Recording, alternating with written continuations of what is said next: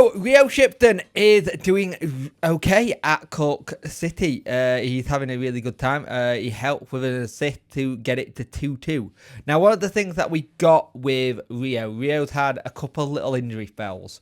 And one of those things is that he hasn't played a lot of 13 football. And I think going over to Ireland is a really smart move by him and by the club. He's going to get competitive football. He's going to get football where he's going to get challenged. And I think this will help his development a lot. Because the thing is, what you got to remember, he's 20 years old. And you're going to start seeing the point where he's got to kick on now. Now he's got to kick on. Now he's got to try and make a claim to try and get into that first team for Wednesday. Because his chances of getting in, once you hit 20... You've got enough time to do the under 21s, and then you've got to then go find 13 football permanently.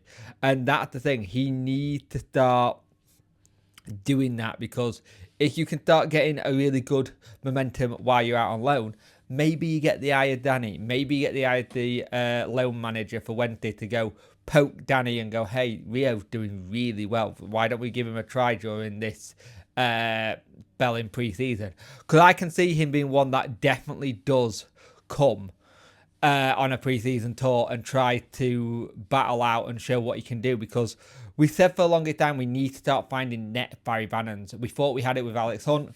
Rio could be this net one now. And I think we've got to stop. I think in one sense we do have to stop calling it the net Barry Bannon, because they're their own player. But we've got to find that person who's going to fill that gap for us when the inevitable does happen. And I'd rather it to be someone out of our under 21s, because then it's someone who's been in the Wednesday program for a while. They know what they're doing. They already know the culture. They know what the situation is. They already know how Danny's wanting to play, because they're learning how to play that right now in the under 21. They're doing the first team method, 21, 18, 16. So when they come up to first team, it's not a daunting experience for them. And it's one of those things where we have to make sure we can get it right. And there's a couple of lone players who are looking good. Sam Reed, Mackenzie Maltby. I think our lone players out of the youth team, there's some there that could definitely get a call up for the first team in a year's time. And I like to see it, because they're seeing what Autobio can do. They're seeing that if you're good enough and you play, you'll be able to get in that first team and show what you can do. And I think we have to start going on this narrative. Are you using the youth team a lot more? We already know that Pierce Charles is definitely one that's going to be in our future, probably next season. And there's a lot of people saying he should be dropped, Beda should be dropped, Charles should play. I don't see that happening. I just don't. You can have your opinion about it.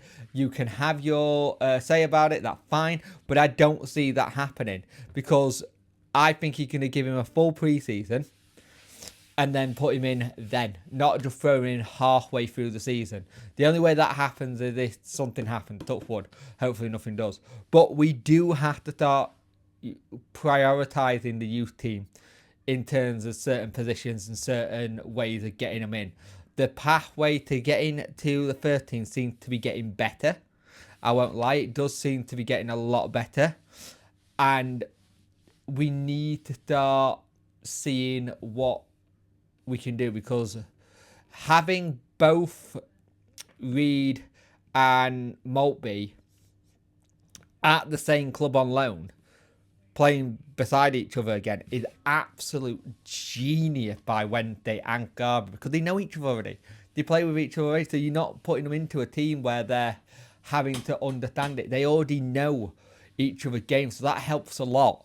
And I think with that in mind, you've got to take that into consideration. The more time these lads play together, and say if they come up to the first team together, you don't have that issue of taking a while to settle in, or trying to play. If there's already a player that already knows how you play and how the other player plays, it helps.